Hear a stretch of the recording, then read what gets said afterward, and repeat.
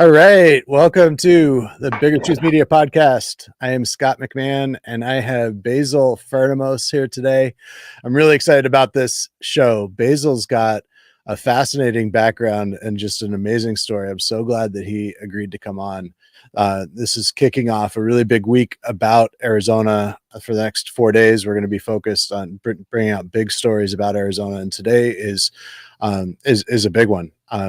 We could make a whole week just out of today's show.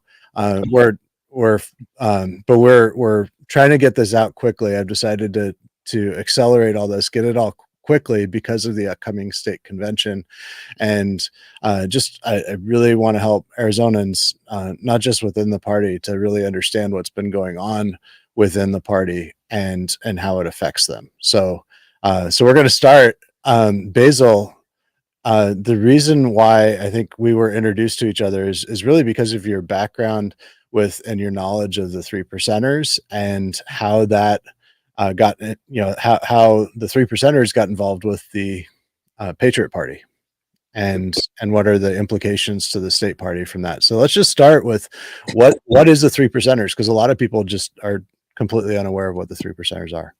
Yeah, good morning, Scott. Thanks for the opportunity to speak, and it's really an honor to be a part of your show because I know you're doing really good things out here. So I'll start. The 3%ers is a right-leaning group here in the U.S. Could even be reaching outside of the U.S. I know we had people in Canada also. And so the whole idea of the 3%ers is only 3% of the people fought in the Revolutionary War. And it was a little bit less than that. It was about 1.5% of the population, or 1.5% of the patriots really did go to work and fight the British in the Revolutionary War. And for some reason, the 3%ers thing just kind of stuck. So just the whole idea of the 3%. And the 3%ers really have an interesting history. And I was very involved with the 3%ers in Arizona. There was a couple of different groups of 3%ers I was involved in. And the interesting part about the 3%ers groups and the groups that are like the 3%ers is when they start to grow any larger than 15 or 20 people is when they get very complex. And that's when they get infiltrated. And that's when the trouble starts. And when you say infiltrated, by whom and why? Well, they get infiltrated. You know, I'm not I'm definitely a conspiracy theorist, without a doubt. Don't get me wrong. And but they get infiltrated, I believe, by groups that don't want organized patriots to trying to think of a good way to explain it. They don't want patriots to organize, because if patriots organize, then that's could be a threat to national security, could be a threat to security, could be a different threat. It could be. I'm not saying it is. And so, because one of the central messages that I've seen in 3%ers, because the 3%ers are often the people at the top are the people that cause the most problem within these disruptor organizations. And in many of the states that I've looked at, they're involved. You know, they have a background of involvement with the 3%ers. And one of the consistent messages and really the central themes that I've seen, and correct me if I'm wrong, is that there is no political solution. And so, you know, we need to work towards another American revolution against the government. Yeah, that's the consensus amongst many of the patriot groups. And I think a lot of people would agree with that, but we have to exhaust every other path. I mean, I've explained to many people, many people that we are not in 1776. We're not even close to 1776. Those people were oppressed back, you know, in 1776 started, you know, maybe at least 100 years before that. And people have to understand that we're not oppressed. We are is America what it used to be? No. Right. And so we have to always remember that we're not oppressed. So and a big distinction too is that, you know, we have many avenues for redress of our grievances. You know, yeah, we have many options and avenues to be able to try to right the wrongs legally and politically. And they may be corrupted. You know, certainly there's two tiers of justice in this country, and we see that right now with what they're doing to Trump in New York. that's right. But you know, it is, and at the time of the revolution, there was none of that. It was the king's way or the highway. There was no ability to petition to the king to change his mind on anything. And and he had complete and total authoritarian control. That's not where we are. We're a long ways from that. And especially in advance of this election that's coming up, to suggest that there's no political solution is, you know, that it seems to me to be, and you know, the reason why I think the infiltration, just let me know if you think I'm wrong on this, but the infiltration that I've seen in other states is from the FBI and similar deep state organizations that want to, just like with the Gretchen kidnapping plot here in Michigan, Yes. that they want to frame patriots. They're seeking people that have a deep sense of anger towards the government, and that they want to do something violent about it, or they voice that anyways. And then they get in and they try to frame it and make it happen, create a crime, lead them into a crime, just like J6 too, in order to persecute them. So Yeah, is that an accurate understanding? Or that's what I was going to say. The infiltrators were, you know, deep state activists like FBI, maybe even some local law enforcement, possibly, but most likely FBI, because the infiltration within the 3%er groups happens all across the country, and they grow to a certain size and they get infiltrated. And what these FBI groups do is they prey on the guys that, you know, a lot of the guys have served the country, and they come, you know, after getting shot at, getting shot, or all the horrible things that happen during war, they come home and this is what they find, and they get really frustrated about that. And in the political process, we have to understand. Can I step into that real quick? Just kind of dive into it real fast. So people don't understand that it takes involvement, and it's always taken involvement. If you do any deep, not even deep dive in history, it takes involvement, and people have to understand that it takes time. This is my saying. It takes time, treasure, and talent. It does. It takes a lot of time and money and effort. And so when someone doesn't want to follow those steps and they feel like there's a better solution, I'll tell you this: any of the 3%ers I knew that were in combat don't want that solution. They don't want it. They know what it feels like. They know what it smells like. They know what it tastes like. And you mean they don't want the armed, you know, yeah, right. No. Would they, if it went there? Yes, we would, but we're so far away from there. We just are. I truly believe we are. We have to exhaust every other solution first. And so yeah, I mean, there's a lot to it. It's pretty complex. Do you think that even if we didn't win in November, right? Do you think that we would be, you know, we still wouldn't be there, right? Not even close, man. No. We have to always fight for our. No, we would not even be close. You know, would people be brokenhearted? Would they be angry that Trump didn't get reelected? Would they be? There's a lot of stuff that would happen. There's a lot of hurt feelings that would take place. There's a lot of, and you know, I can't see anyone moving on. I can't see any groups taking a step further just because of a failed election, even if it was stolen. Even if it was stolen, I just can't. I mean, we all have to understand that we fall back to our Constitution, and that's paramount. Is it violated? Our Constitution was signed September 17th, 1787. You know what happened on September 18th? Someone tried to violate our Constitution. It's been constant, so we have to continue to fight for it. So this is we're not. This is the powder keg people talk about. I have a little something that I tell people, and I'm a small guy, but I got a big mouth. So I ask many people that come to me, and they say, Basil, you know, if something kicks off, we'll be there for you, and we've got our guns and our ammo. And I'm like, oh, okay, that's cool.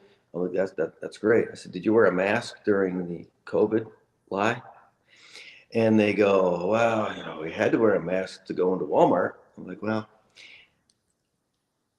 if you wore a mask during if you listen to the government and you wore a mask during COVID, I highly doubt you're going to take up arms against the government. And let's not even talk about that. Let's just talk about something different. Let's talk about involvement. Let's talk about spending 20 minutes a week being engaged in the process.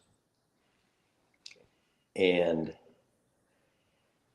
yeah, that's where we need to be. Right. Okay. So this is, I think you've really helped us to set the table as far as understanding kind of just the beginning of the kind of the philosophy behind the organization, which is, and it's not just, you said Patriot groups, so it's not just the 3%ers. It would also be groups like the Oath Keepers and other groups as well, right? I would think, I think the Oath Keepers is a little bit different. I would think there's different variances of right leaning. Mm-hmm. So I would think there's groups much more right than 3%ers, but they're quiet and they're small. Mm-hmm. And those are normally ex-military or people that are led by ex-military that are just waiting in the shadows, which it is what it is. Right. So you said when they get more than 12 to 15 people in a group with the 3%ers, that's when they start to get infiltrated. And so that kind of happened with your group, right? Absolutely. Yeah. The 3% movement is heavily infiltrated by our government in order to bust it up, because at one time, I think it was 2019, there was quite a few people in the 3%ers, and there still are. I just don't, the organizational structure isn't there, and it's not there because it's, as soon as you get to a certain number, someone comes in and just destroys it and blows it up. And that's all by design. And the design is to keep everyone fighting. And if you keep everyone fighting, you can divide and conquer them, because when you look at statistics and if you look deeply into things, deeply into a conflict, an armed conflict, let's say, with the government. And I'm not advocating that by any means, so don't get me wrong. But if you really do take 1% of the people that have arms that are willing to do that, that could be a major issue for a government if those people were organized. So that's the reason I believe it's always busted up. Okay, so you think the organization or the infiltration happens in order to prevent it from becoming more widely organized? I think that's a big reason. Yeah, I do. Interesting. Yeah. And so I've also thought that I think that in October there was a Newsweek article that was a really important article in my view, and they cited FBI insiders, unnamed sources within the FBI, as saying that the biggest problem that they expected to see in 2024 was far right MAGA extremist terrorism. And it just seemed like a shot across the bow, in the sense, in the same way that that we got, before and after January 6th. And so, where, because anybody that is MAGA. Like that, I think that for the 99.999% of people who are MAGA would completely agree with what you have said, that we don't want an armed rebellion. We want a peaceful and political solution to our political problems. And so it's absurd to say that, yeah, MAGA's going to go, bonkers and start bombing people. It's just absurd. No, Them actually getting in and getting involved in a psychological operation to make it happen. it is. Well, January 6th was the PSYOP. Sure. We were packed and ready to go to January 6th. Many of us were, and we got intel from people in Virginia, and they're like, if you come, you can't bring your guns or firearms or anything anyway. So we're like, okay. And they said, don't go to January 6th. It's going to be heavily infiltrated by 3-letter groups, FBI, I don't know, CIA, I'm not sure, local law enforcement, primarily FBI. And they said, do not go. This is not going to end well. And we knew this days before. And my wife can attest to it, because when I told her I wasn't going, she was very relieved, because and here we are. I mean, look at the disaster, this narrative. I mean, this is my favorite shirt, right? Control the narrative, right? Control the people. So that the narrative was, MAGA patriots are terrorists, all while the left burns cities, destroys statues, has, this statistically, some of the things they talk about, if you just dive into it a little bit past that, it's not true. It's not. And so many untruths, that this narrative that they're trying to get out there, and people buy it. I mean, there's people that buy the narrative, and the narrative being that, MAGA people are violent. We're not violent at all. We want a peaceful solution. We are probably I think a lot of us are libertarian leaning. I think a lot of Republicans are. They just can't swallow that pill either. But I think we are. So we're libertarian leaning. So we don't want an armed conflict. We don't want to go there. We don't want to do that. Leave us alone. Let us do our thing. Let us be with our family. Let us read our Bible. Let us practice religion. Let us shoot our guns at targets. The target's around, kind, like at the range, and just leave us alone. And that's all we want. And if there is another epidemic or pandemic, whatever you want to call it, don't try and force people to do anything, because all you got to do is follow the money. Okay. So when did you, let's talk about time frame. When did you get involved with the 3%ers? Okay. And when did you start to see that there were issues there? That I got involved in early 2019 here in Arizona. I joined a great group. The TTPO was a great group of guys. It was extremely organized, very structured, and I like organized and structured. I've been a business owner my whole life, and if it's unorganized and not structured, I don't want to be a part of it. So it was really good. And after being involved for about, I don't know, maybe 6 months or so, there was a little bit of a shakeup.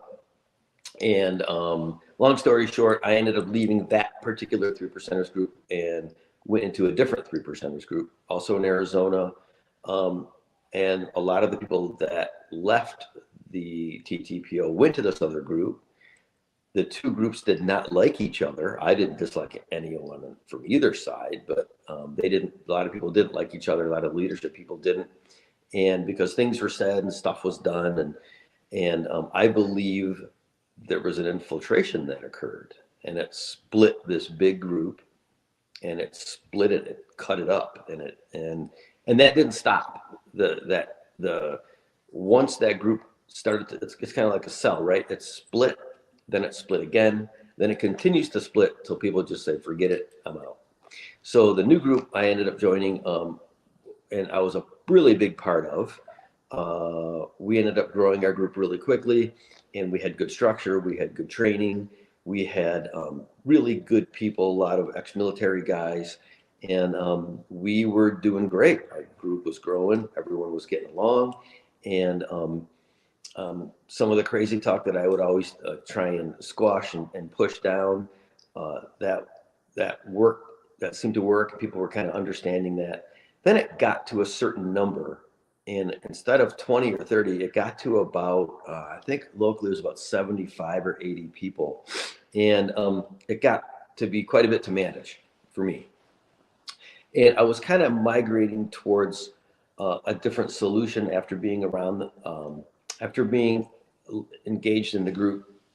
I figured I wanted to try something a little different. I wanted to try a different approach.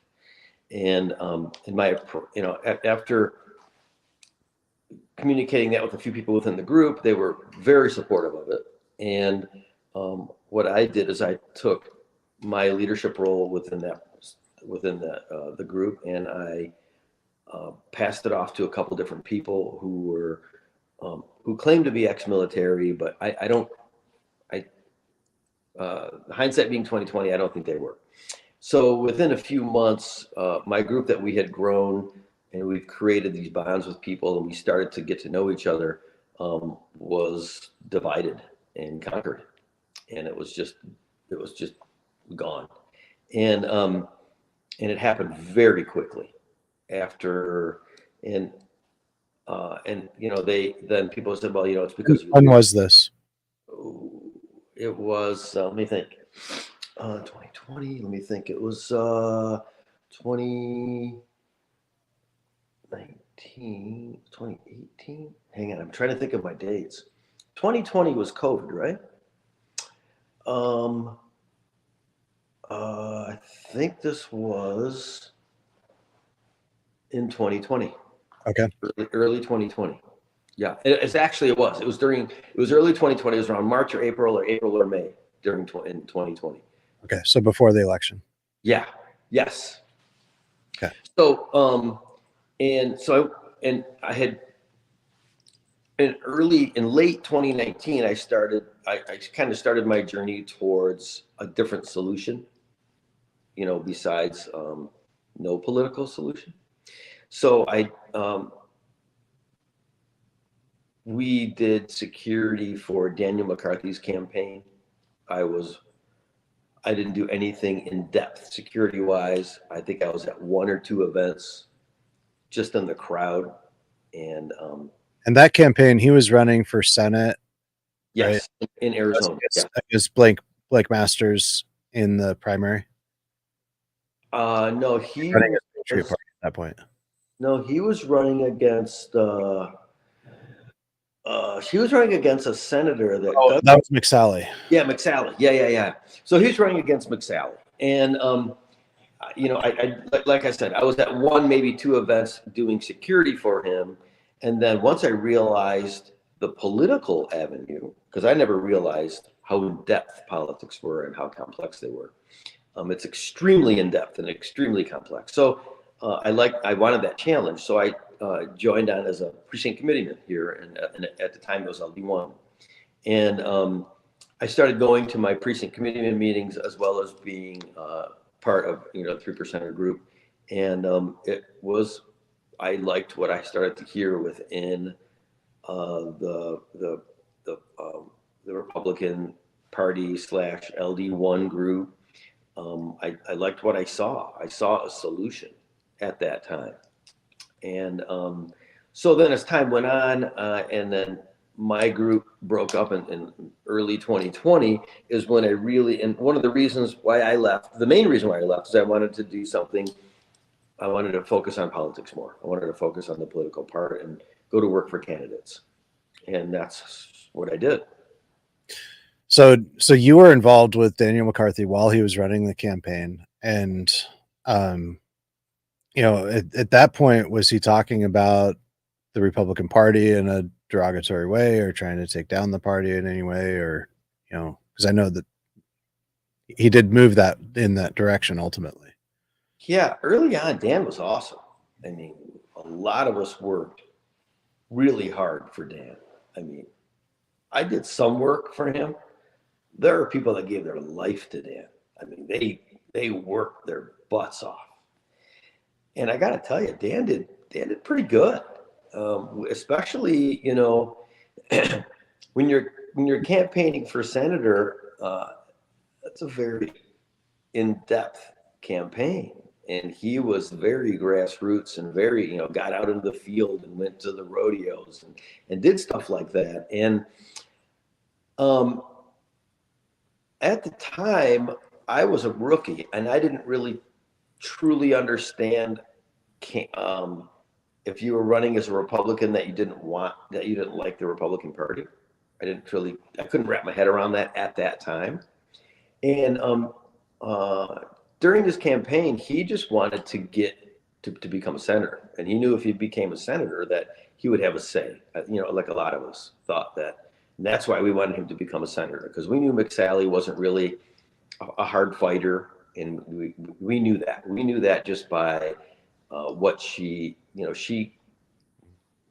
just knew that. We knew she wasn't going to be a hard fighter like Dan would be. So throughout his campaign, people really believed in him, worked really hard for him. I never really heard the talk about dissolving the Republican Party until after the election. So what happened after he lost the primary? After he lost the primary, it all kind of turned sideways from that. And I was hoping he was going to be a good loser, because I think he got about 250,000 votes. Correct me if I'm wrong. So he got a lot of votes. And as a business owner, you got to be a good loser. So when you lose, because you're not going to win every time.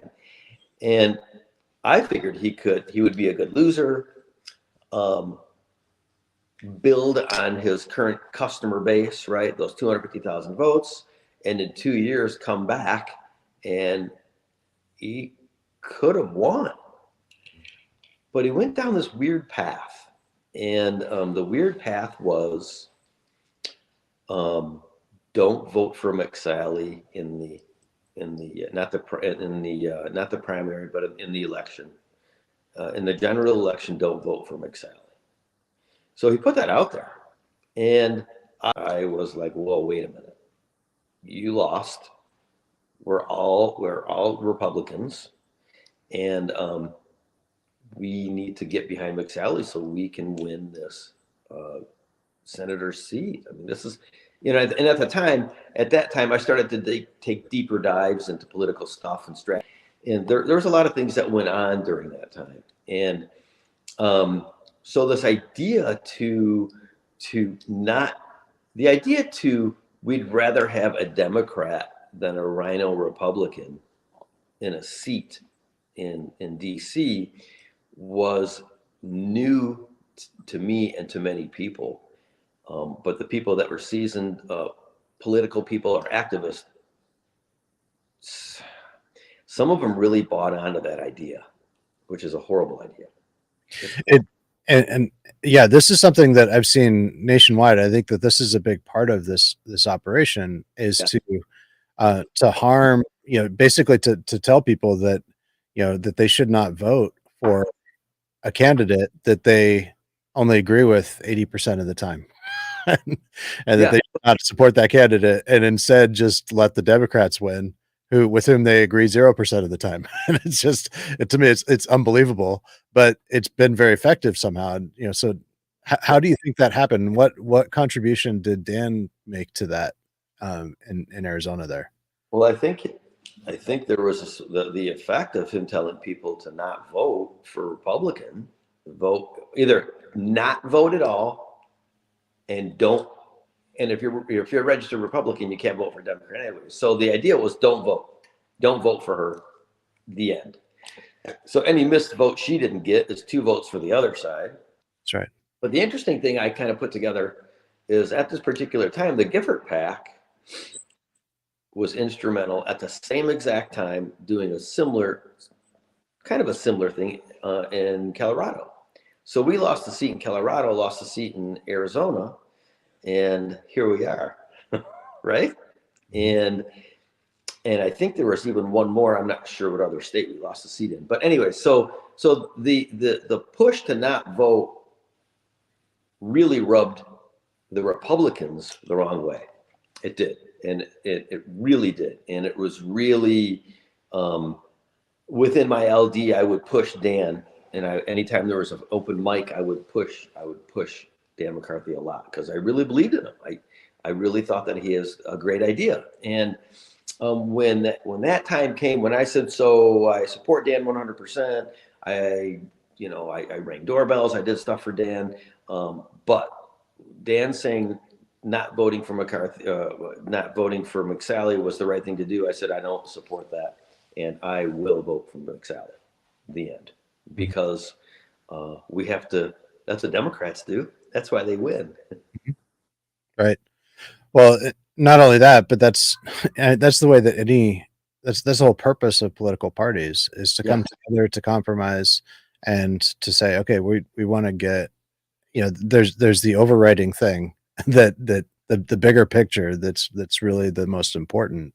And the political process is hard in that we don't always get what we want. And sometimes it's voting for the less bad candidate, which is improvement, because it's less bad. It's less bad. Yeah. And it's a lot of people don't understand that the left has been at this for many years. Many election cycles. We lose in 2020, and we think by 2024 we're going to fix it. That's not how it works. Right. This is a big machine. But getting back to McCarthy, can we do that? Is that okay? Yeah, go for it. After that, after the failed attempt at his campaign, which, I got to say, he worked so hard. And after that, I'm not sure if it was directly after that or just before that, Steve Daniels came into the picture. And I'm not sure if he was like an advisor or whatever. And so that was after the primary that he came in. I think so. I'm not 100%. I don't ever recall seeing Steve around much at all. I don't recall that. And I think and you would have recognized him because you already knew him, right? I didn't know him until I met him through Dan. Okay. And I would have recognized him because I'm like 5'7" and Steve's like 6'3" at least. So yeah, little guys recognize big guys. And so after that, it seemed like Steve really had a huge effect and a huge impact, or he really influenced Dan quite a bit. And I think what he did was, I think he dragged Dan the wrong way, and Dan was willing to do whatever it took to take down the party. I think so. I truly do. And now, so the Patriot Party started, I think it started during Dan's campaign. Well, not the party, the idea of being a signer on the Patriot Party, signing the petition to bring in another party. And that party, just so everyone's aware, that party was sold as a solution to the bad candidates that come into the Republican Party of Arizona. And that party was going to be used as kind of like a feeder system to grow candidates to feed into our Republican system here in Arizona. And this is how it was sold. And to bring in good candidates that will fight for the people and will fight for the right stuff.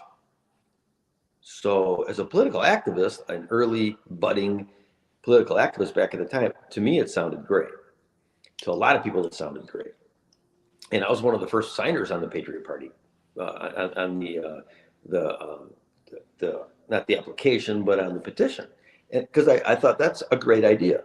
And there was some talk about it in other states, but Arizona was primarily the one that was really feeding into the idea of that. And it was, and he had a big customer base, or a big base of constituents that were willing to listen. So that's that's interesting because so this was before the election. yeah, this was like this was before the election, because I remember going to strategic meetings for, walking and phone banking and all that stuff, and talking about the Patriot Party, talk about bringing the Patriot Party to Arizona, and talking, we would get people to sign the petition. If I'm not mistaken, I may have passed the petition at our LD1 meeting, and people weren't really excited about that. So, because if it did become a party, then you couldn't be a member of both parties, so you'd have to take your pick. So, yeah, but it's pretty uncouth to circulate a petition to join another party at the Republican Party. yeah, it's kind of a rookie, man. I wasn't really 100% sure about that, and it wasn't my intention to do anything against the Republican Party. It just wasn't. I mean, that's just not. I mean, that, especially voting for McSally, that just kind of proves my point. Where I'm like, no, this whole idea of breaking this party up. So what I think is they couldn't this, and this isn't just here, but at the time we thought it was just here. So they couldn't break the party from the top down, because the AZGOP at that time had some pretty tough leadership. And Kelly did a good job. She wasn't very well liked by too many people that were a little right leaning, or even anyone. For a lot of people liked her, and a lot of people didn't like her because she was tough, Kelly Ward, and she did stuff, whatever that is. No, I can't really prove anything, but I will say this: she held the party together. And they tried to break her, and she wouldn't break. She would not budge. She was tough. And Who's they? I think a lot of people tried to break Kelly Ward. I do, and I think that, and there was a lot of animosity between the Wards and McCarthy. A lot of it. There's something going on there I didn't really know, and I didn't want to go that deep. And are we still before the election? Or is this because it really turned after the August primary there? It really turned for him, right? Yeah, after the August primary, it was a completely different vibe. And I started to step away from that whole vibe. See, that was August of 2020? 2020, yeah. Yeah. So I started to step away from Dan's group, and it wasn't even like the Patriot Party or anything at that. I just kind of stepped away from the McCarthy group because I was working really hard for Trump. I was ringing doorbells for Trump. I was ringing doorbells for local candidates. And I was just really active within our LD1. So I was doing a lot of that stuff. So I didn't really pay too close attention to his campaign any longer. Mm-hmm. So, and all right, well, let's move on. So Steve Daniels, talk more about Steve Daniels, his role in the Patriot Party, and also was he involved with the 3%ers? So yeah, Steve was a 3%er. I don't know if he still is, but he was, and he was part of Dan's security team. Dan McCarthy had a pretty big 3%er security team. I wasn't part of that because at that particular time I was in a different 3%ers, and they clashed. I still spoke to everybody, and we were all still friendly because I wasn't part of the situation that caused the split. But yeah, he was part of, and I think that's how we got close to Dan, and I think that's how we became an advisor to Dan, being part of a security force or team, I should say. Okay. And then, we've seen the video of and I'll post it in the show notes with the highlights of it, where Steve Daniels is talking about all we need is 1,000 people and we could take control over the whole state. And and basically laying out this whole idea with the Patriot Party to take out the Republican Party and eliminate the Republican Party as a going concern.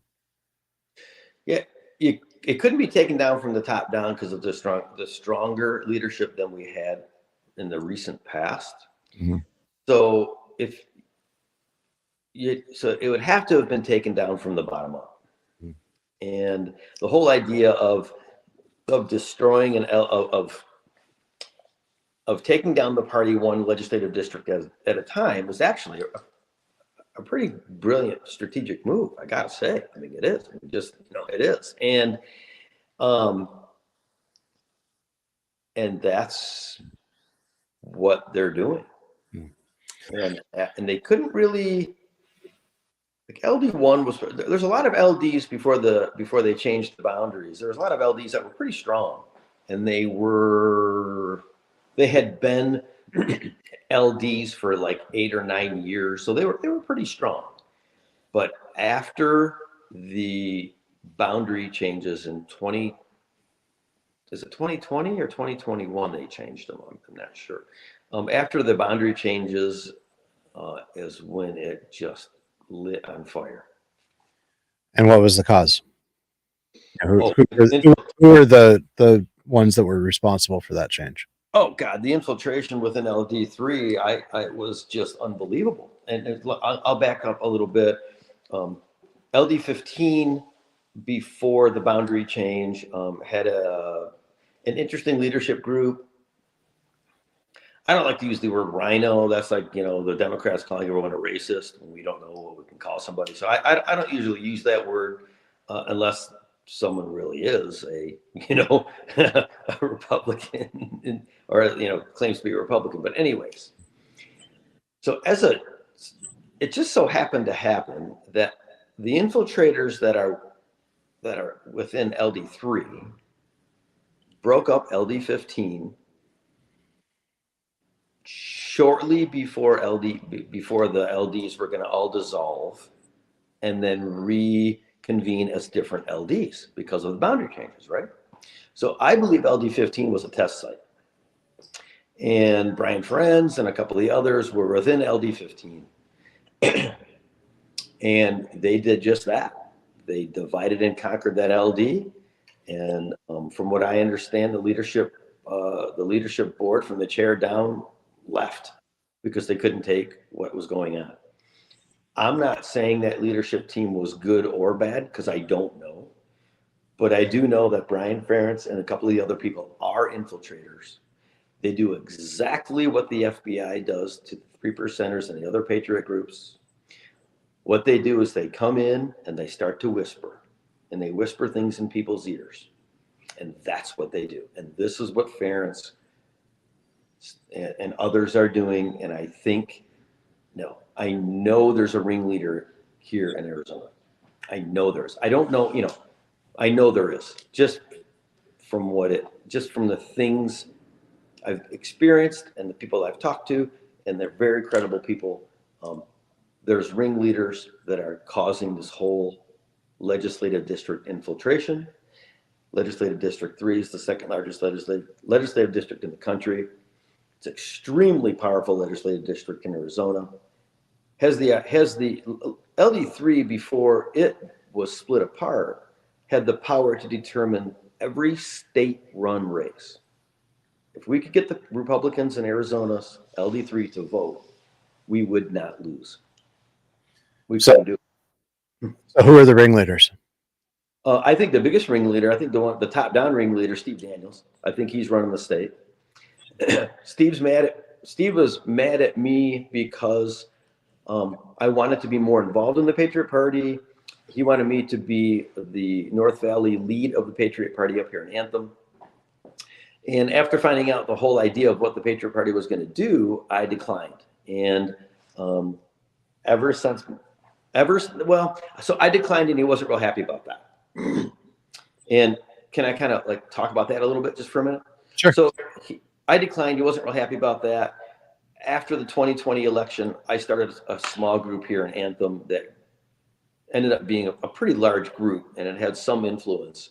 And he was really angry and said that that was his group, that I started as a Patriot Party petition signer. I'm not sure. And that he was mad at me because of that. And still to this day, I mean, I'm a rhino now.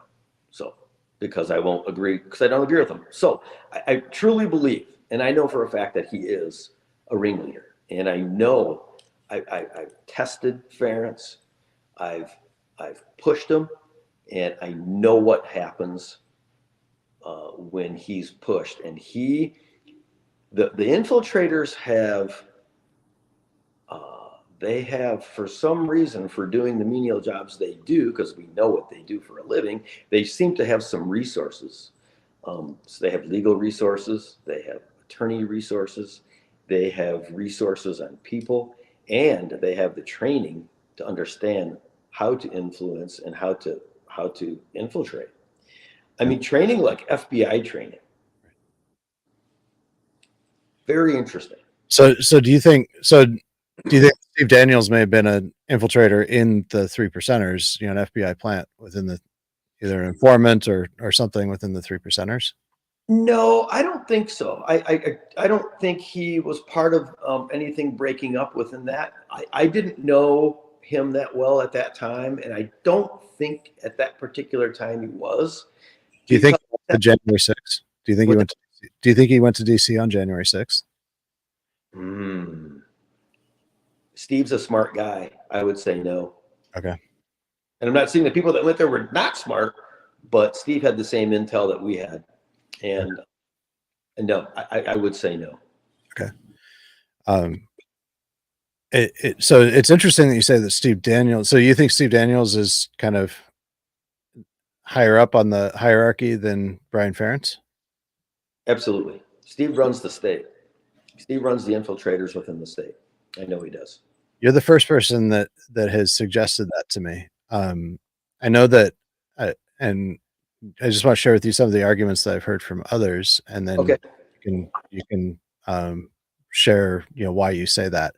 So Dan McCarthy was really first brought onto the scene by Jim O'Connor. He was a mentee of Jim O'Connor, and the same with Brian Ferentz. Right. And I'm not sure the exact timing with Dan McCarthy, but I know it was before Brian Ferentz. He was like, Jim really presented Dan McCarthy as this is the future of the Arizona Republican Party. He did. And then he started doing the same thing in 21 with Brian Ferentz. But I don't know, I haven't explored the connection between Jim O'Connor and Steve Daniels. But so that's just a piece of that. And I know Jim O'Connor's actually been doing this as kind of this cult leader, bringing people in with the pseudo religious talk and trying to spiritually manipulate people in addition to psychologically manipulating them. He's spiritually manipulating people, drawing them into his cult, and then he's a very good recruiter, it appears. Just he's been developing that ability for some time, recruiting a big team and getting delegates to come in and basically become proxies for him so he can vote as a bloc. Yeah. So that's what I know about Jim O'Connor, and he wants to take over he wants to be state chair or something fierce. And he was just a hair's breadth away in January from getting that. That would be frightening. I don't know if you know, but he's one of the only people that's ever won as a write-in candidate. He was a write-in corporate commission candidate, and he won. And I don't know if he had very much political experience behind him, but he was heavily supported by all of us within on the Daniel McCarthy campaign. So he, I don't think there's very many people that win, not just win. I mean, destroy everyone else as a write-in candidate, even on the corporate commission, because the Democrats know how important the corporate commission is, and he still won. So I think Jim was an interesting guy. He has definitely changed something fierce also. He really has. And he wasn't like that. When I knew Jim in 2019, he was not like that. He was just a hardworking political guy that we all stood behind because we knew that he wouldn't flip on us. This is what we thought. And but there was never a mention. I never heard him talk about Franz or Daniels. I never heard those any communications. I didn't have a lot of in-depth communications with him, but he was at our LD a lot, our LD1 meetings quite a bit. And am I going off track here? I might. No, yeah. Well, I want to hear more about Steve Daniels. Why do you think? Tell me, kind of lay out the case. Why do you think he runs the state? So I think I'm very, very sure he runs the state infiltration. There's videos, there's meetings I sat in where he laid out his idea of how to infiltrate from the bottom up, LD by LD. And the only way we're going to break the party up is that way, because they couldn't break it from the top down. So if you take the foundation of the party and you shake it, you're going to break it. And I really, truly believe, I know he's a big part of our Maricopa County Republican Committee also. He's a behind the scenes person there too. And I know that for a fact. And so do you think he has influence over Craig Berlin, Shelby Bush? Shelby for sure. How? Yep. Me and Shelby used to be close. And ever since the Steve Daniels infiltration of that particular group, we're not any longer. So why else? Why do you think she? What you think that he actually has influence, direct, policy and personal influence over Shelby Bush and Craig Daniels? I think. No, I just want to say something about Shelby. Shelby is a hard worker. She's done a ton for our party. She's done a ton for our state. She's done so much for us.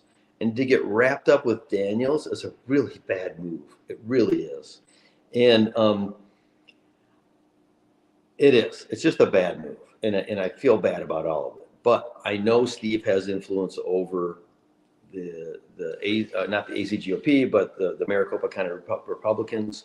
And you can just see, it seems to be the same strategy from the Arizona County Republican Committee as we're seeing within the LDs. So the LD, like LD3 split heavily, and that was due to the Ferentz infiltration and a few of the other people. And now we're seeing the Arizona Republican Committee here in Maricopa County seems to be pushing that narrative really hard of getting rid of the quote rhinos and putting in their people. Yeah, I mean, their censures, everything that's kind of their platform is. That's all they do. Attacking the rhinos. Yeah. Well, that's all they do. No one's focused on winning an election. No one. I mean, I put up a 10-step election winning process, and I got persecuted for it. If they could have burned me at the stake for voicing my opinion, they would have burned me. So, yeah, it's all censures for anyone that speaks against them. Right. Yeah, and we've been documenting that. And so what's the we're kind of getting in the weeds on this, but I think it's important to understand. So what do you think is the relationship between Steve Daniels and Jim O'Connor?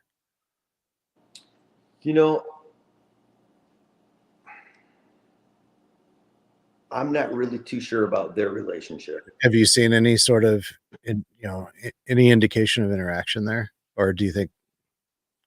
I've never heard of any interaction there. I'm sure there is, because there's definitely the same ideas between the two. Yeah. But I've never heard, I can't see Jim O'Connor being a student of Steve Daniels or Steve Daniels necessarily being a student of Jim O'Connor. Yeah. But I can see other people being students of Steve Daniels and following his ideas of how to infiltrate and bust open the Republican Party here in Arizona. And that person is Brian Ferentz. I sat within I was an LD3 member, and LD3 came together with LD1, LD23, and LD15. And I sat in the front row of many of those meetings in the beginning, and I even supported Ference on one occasion as a test to see what he would do, and he failed miserably. And I tested him many, many times, and he failed miserably. That's how I knew what he was. It wasn't just me thinking, well, he doesn't seem like he's really with our party. No, I've tested him. We've had communications. And then he just completely turned on me when I know Steve Daniels really started to push him about me. I know it. I know that's the case. Because I tested him one more time about it, and I would always say he ran away screaming and crying, because that's what he does. And then he came back a few days later stronger with certain advice, and I knew who that advice came from. So what do you know about Steve Daniels' background? Steve kind of came out of nowhere, like I said, with like a lot of infiltrators do, right? They come out of nowhere. They jump on the scene, and all of a sudden they're in charge of stuff, and it happens a lot. It does. And I didn't even know him as a 3%er until he was security for Dan, and I kind of knew him then just as a, hey, how's it going? And then after that, there was a failed, I don't know if you know, but he was part of a failed Patriot Party petition that what they did is they got enough signatures to try to become an official party here in Arizona. And the petitions were submitted to the Secretary of State, and they were shot down. This was 2020, I think, or 2021. So it was shot down because they filled the paperwork out wrong. And that was a huge blow to him and the group, and they went away for months and months and months. They kind of like left the area here. And but I do know he ran for AZGOP chair and lost miserably, and I'm not sure if that was by design. And really didn't like my progress at the group that I had up in Anthem, and he would send people to my group to try and infiltrate and break my group, because I was trying to help the Republican Party. So that didn't work out good for them either. What can you briefly kind of describe how does Steve Daniels get to a place where because it sounds like he's got not just influence but even control over people? Is that accurate? And Yeah. what have you observed as far as how does that happen? How does he get, and did he try to get that kind of control over you? Well, he asked me to be their legislative district lead up where I live up in Anthem, and I declined.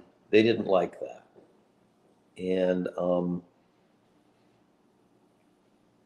I think that's one of the main reasons why he doesn't like me, because of what happened as a result of me. Because he couldn't control you. That's Yeah, totally. Yeah. So they're trying to give you that position of power within their organization, right, in order to try to build you up and make you feel like you were important to them, and then they would that's something that I documented here in Michigan with Mike Labadie, who's kind of the lead operator here in Michigan. Is he'd build himself up, and then he'd build up the other person, and he'd tell them, you have this really important role to play in saving the state and the country for future generations. And then he would see, how much he has there. He would test them. And it was just this constant process of tests, first, just little simple tests. Yep. Like, do you want to be our lead? Just a little simple test. And if they pass the test, then there's praise and, all kinds of, warm fuzzies. And if they fail to pass the test, then they're either really sharply corrected, harshly corrected, or they're even removed from the organization, or they just, they just completely stand back and you can't accomplish anything. They structure the organization in such a way that if you don't have their blessing within the organization, you can't get anything done. So you're kind of still within the organization, but you've been completely boxed out. And then once they feel like you're at that place emotionally, like I can't even contribute, I don't even know what's going on, then they'll come back in, give you a new test, and whatever. And so that's what I've seen here in Michigan. I've been talking to dozens of people that have been involved in that here. It sounds like it's probably fairly similar there. Oh, it's the same. I mean, Arizona, just tell everyone in Arizona, if you want to see Arizona's future, look at Michigan. Mm-hmm. And, I got to do a little side note. They use a lot of biblical terms and biblical verses and a lot of things from the Bible, such as you're either with me or against me. And if Jesus wants to say stuff like that, I'm okay with it. If a political party wants to say something like that, I'm not good. A lot of these people hide behind the Bible. And I hear from a lot of people how great these people are because they've prayed with them. And I even told people, I said, they're not praying with you, they're praying on you. Against you.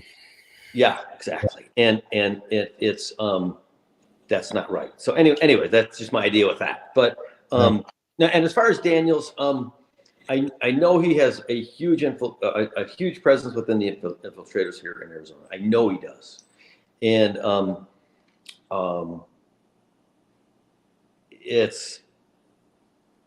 I've been around watching from the back, and I've experienced quite a few things, and I know it. I mean, just by what they tried to do to my group with the goon squads they would send to my group, my small little group in a coffee shop, I know they can be intimidating to people. They weren't to me, and they aren't, and they never will be, ever. Right. I think, and you have a very, so your story is really fascinating to me, and everything that you've shared here from, you went into the 3%ers because you wanted to save the country, because you were concerned about what was happening. You realized that wasn't the best solution. And that we're not in a place where, there are no political solutions. And so you got involved in trying to help, create political solutions. And you got involved with Daniel McCarthy. You saw the same kinds of things happen there that were happening within the militia, the same types of attitudes, largely, it sounds like, because of Steve Daniels and his influence that he brought in. And then, it's just the parallels there are extraordinary. You saw the same types of infiltration within the Republican Party, and the same things that I've been talking about, and that other people have been, my guests have been talking about. The character assassination, the enemies lists, the all of these patterns, using the Bible and prayer as a weapon against their political opponents and even against their followers to manipulate them, using the same types of language, in terms of, the rhinos and the problem being focused on infiltrators with what they call infiltrators within the party. They use projection, just like the left does, accusing their opponents of doing what they themselves are doing. They do this exactly.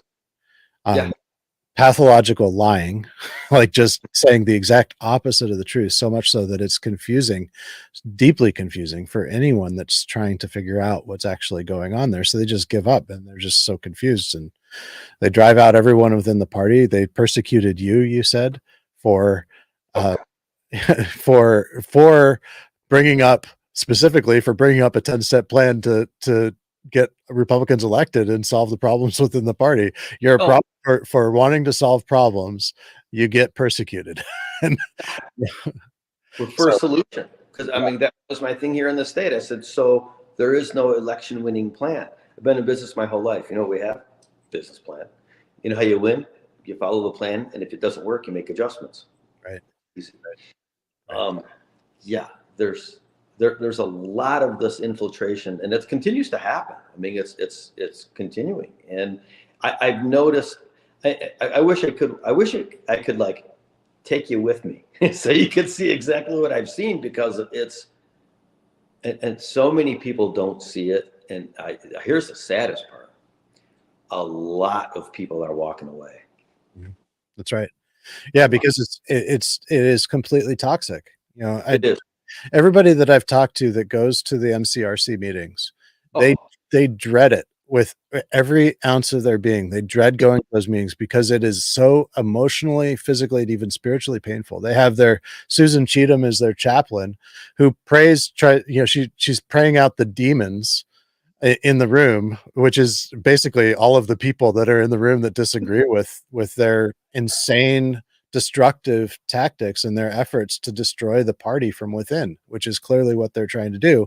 And they endorse this person who is engaging in demonic spiritual warfare against the what she calls the demons in the room, and completely unbiblical prayer. I mean, yeah, it's unbiblical to have a woman pastor to begin with, which is a very controversial thing to say, but I'll say it. I mean, the Bible is very clear that's that right. that men are to be pastors, Yeah, and so when you start compromising with the Word of God in any way, it ends up being a slippery slope, and it always goes in the direction away from God's Word, because once you start compromising it with it, you're no longer you're no longer adhering to it, and then you end up, you can end up exactly where these people have ended up, which is they are they're using God and His Word in to incite hatred instead of forgiveness, to incite division instead of unity. And in Ephesians 1, God says what His mission purpose is. Paul writes exactly what God's mission purpose is, which is to unite all things in Christ. And these people are dividers, and they're destructors, they're insurgents, they're just, they are, in the name of God, they are doing nothing but creating chaos and destruction, and it's wicked. it is. To me, I thought I believe this, but I don't have any proof. I believe there's a huge Democrat behind the scenes influence with these people. Daniels has got money from somebody. I know McCarthy sold his business, and he's been through a couple of different relationship situations with wives and whatnot, but there's some money there. But there's some money there. And I don't, some people think it may be the Lincoln Republicans, the left-leaning Republican groups. The tactics are Democrat tactics, 100%. I get attacked and have gotten attacked worse by these Republicans than I've ever been by a Democrat. Yeah. I get attacked by Democrats. Mm-hmm. So it's very interesting to see how it's working together like that. It's Right. actually, I wish people would wake up and see it. I really do. Well, and I think they're starting to. The problem is that it's such a hard thing to see, because it looks like it's an ideological divide Yeah. from the perspective of the media. So, even conservative media, they think, well, this is just the far right within the party against the moderates, and that's just that's exactly what they say. That's these groups, the Steve Daniels, the Brian Ferentz, the Jim O'Connors, even the Shelby Bush, and even Gina Swoboda says, there's division within the party. Like the party's just divided. No, the party's not just divided. There is a group within the party that is dividing the party, and it's not that it is far right within the party versus moderates within the party. It's not ultra MAGA versus MAGA, which is it's often portrayed as. Yeah. Is an infiltrated group that has been brainwashed to into this cult that is dividing the party.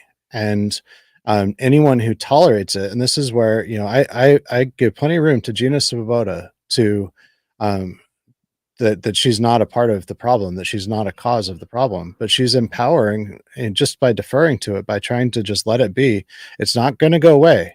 No. This is like the Palestinians versus the Israelis. There's one group that you can take away the guns from, and there will be peace. Only one group. And it's the same thing here. There's only one group that you can take away the power from, and there will be a productive party. That's right. And it's a really hard thing because we're not a party of taking people's power away by force. But these people are. These people Oh yeah. are a group of taking, and they've done it. They're doing it right now. They've done it with so many LDs, and we've documented that. They will, and you cannot give them an inch. And it's, the best way is to recruit as many delegates as possible and drive them out that way. But it's hard, and and we're not good at that. And they've got a lot more practice at recruiting these delegates and drawing people in. They give them a pitch, which is complete lie, because we don't lie. No. We're not going to say that you can only come to one meeting or two meetings a year and you'll save the country by doing that. You don't really even have to do anything, because that's not the case. You have to learn the process. You got to invest in the party. You got to actually commit. And that's a lot harder pitch. So, and most of these people too, I'm not, and if we're running out of time, just let me know. But most of the people that are part of this infiltrator movement are very, very new, like 12 to 18-month precinct committeemen.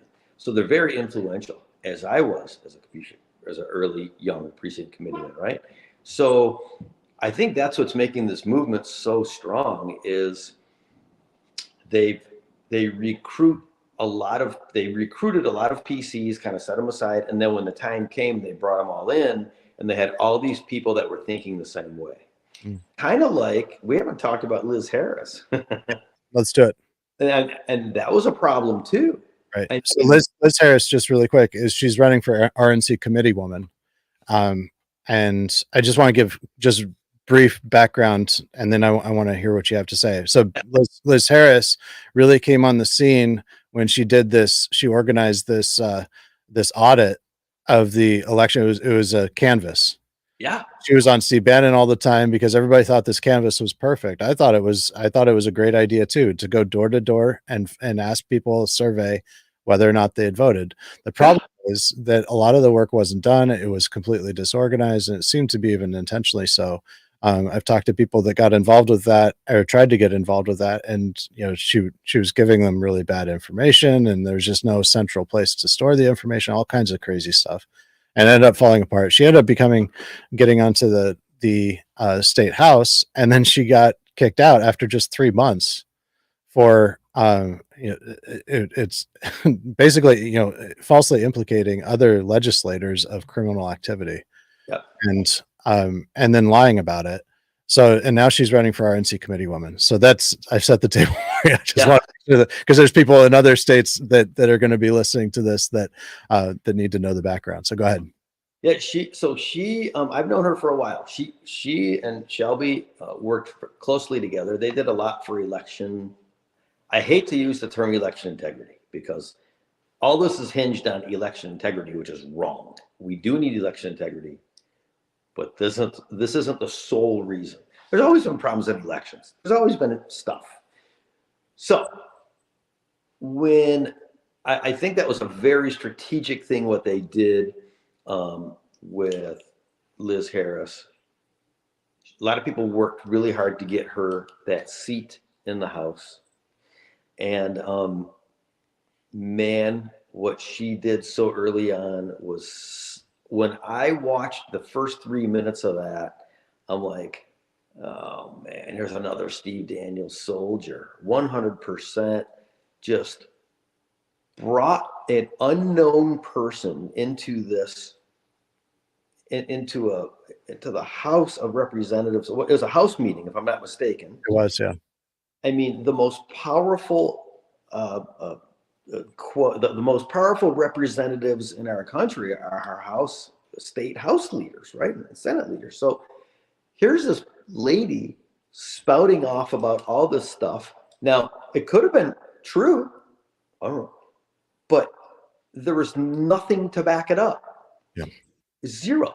So you wouldn't believe how many people jumped onto this and believed it.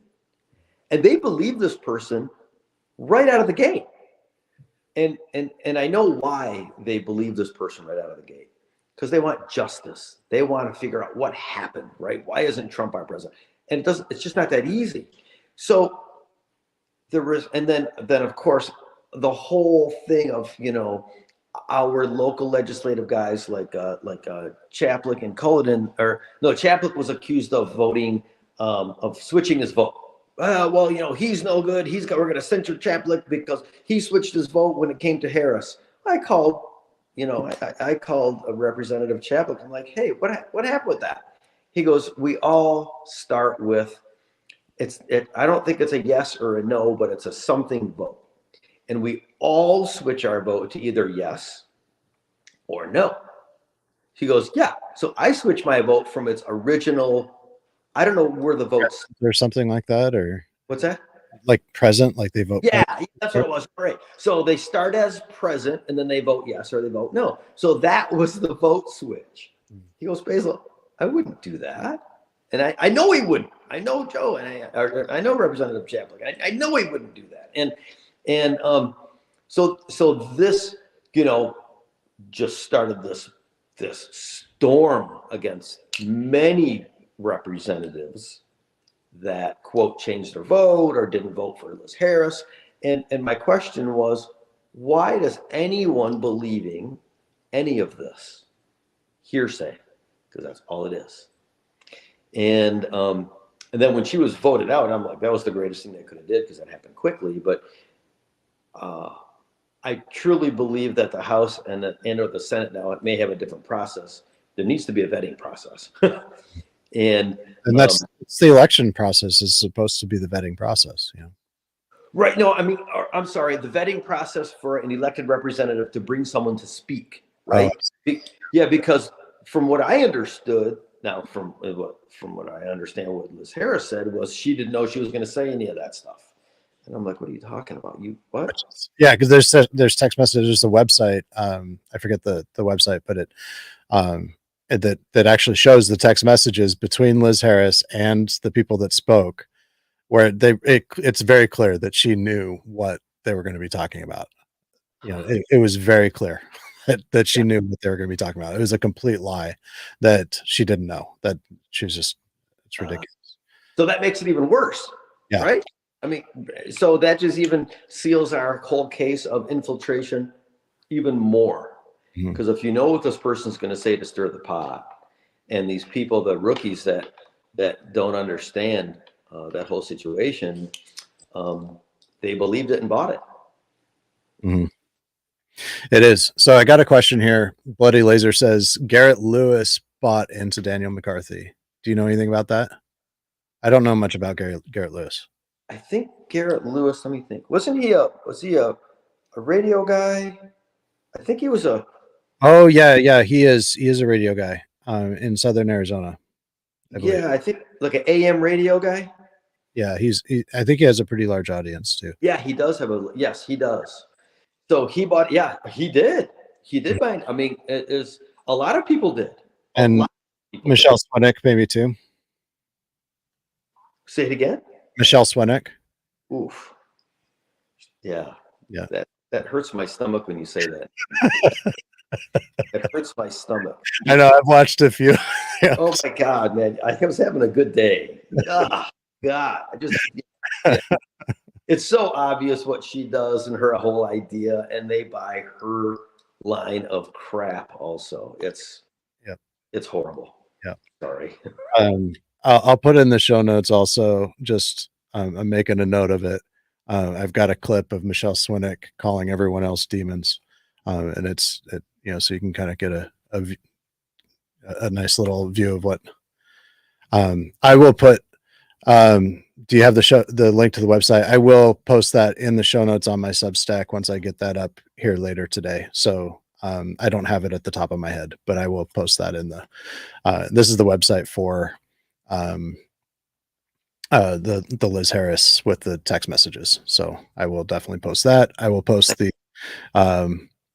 the video of Dan McCarthy and Steve Daniels, and also this little clip of Michelle Swinick. And I'll put a little bonus too of Jim O'Connor saying, "I am Jim O'Connor." You know what I'm talking about, when Nancy Ordowski was talking. Were you there for that? Wait, where was it? This was last September. Nancy Ordowski gave a talk at LD3.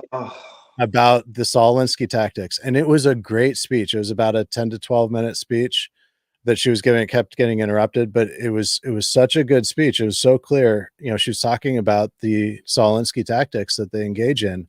And at one point they couldn't argue with it. So they just started screaming out, "This is divisive." And it was like clearly demons coming into the room. Like it was and Jim O'Connor just screaming like, "This has to stop," and just saying, "Well, I am Jim O'Connor and you're gonna listen to me," or something like that. I was front center in that meeting, and guess who spoke directly after Nancy? You did? Oh, really? Oh, wow. You know what it was about? Unity. What? Unity. I swear to God, man, I couldn't. And I was just like, and then everyone's talking, and I said, well, you know, she's first vice chair. She can voice her opinion. It's her opinion. I mean, why is everyone's opinion? You know, if it doesn't, it's our First Amendment, right? Especially within a political meeting, we can voice our opinion. If I don't like you, that's okay. I mean, my God. Oh my God. And O'Connor went nuts. And there was many people F-bombing and screaming. And I couldn't even believe. And at that particular moment, I was front center texting with Ferentz. Really? Mm-hmm. And what was he saying? He was trying to draw information out of me. And that's, if you ever text with Ferentz, he'll try and draw information out of you that he can hold against you. Mm. And I only give 1 or 2 word answers. I don't ever give anything away, ever. And except what I'm giving away right now. But you know, in that particular situation, I knew he was fishing, and I knew he was just trying to be my friend, and I knew what he was doing. And you know, my answers were, it's her right to speak. She can speak. Right. Right. And we don't have to like it, so we just go on. So he was unhappy. He was pretty new at what he was doing, and he brought his the practice over from LD15 when they did that, when they broke up LD15. So he was new. He's feeling out the room. He's trying to get to the influencers within the room. I was sitting front center as an influencer, and they wanted me to run as chair of LD3, and I said, no, thank you. I can't do that. I just don't. Right. But anyways, yeah, I am Jim O'Connor. Remember that. Yeah. And Michelle Swinnick's Bloody Laser says, you know, agrees with us. Michelle Swinnick is nuts. But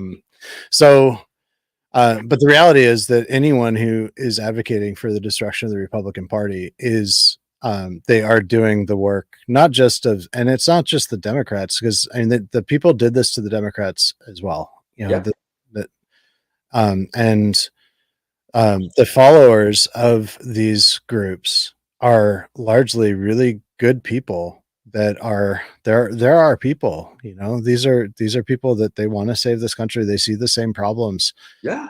But they have been emotionally and psychologically and spiritually manipulated to the point that they're actually aiding and abetting the Democrats. And it's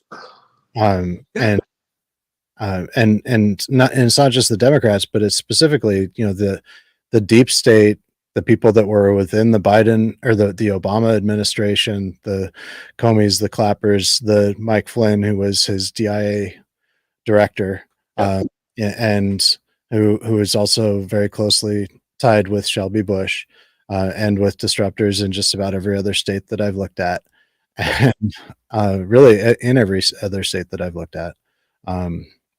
So yeah, it's those are the people that want this, you know, this to come down, and the party to come down, make this a one-party state, which would be not the Democrats, it would be the Communist Party. When there's a one-party state, it's the Communist Party. When you create a power vacuum, what fills it is evil. That happened with the French Revolution, and what they're calling for is not the American Revolution, they're calling for the French Revolution. Can't agree more. Yeah. Right.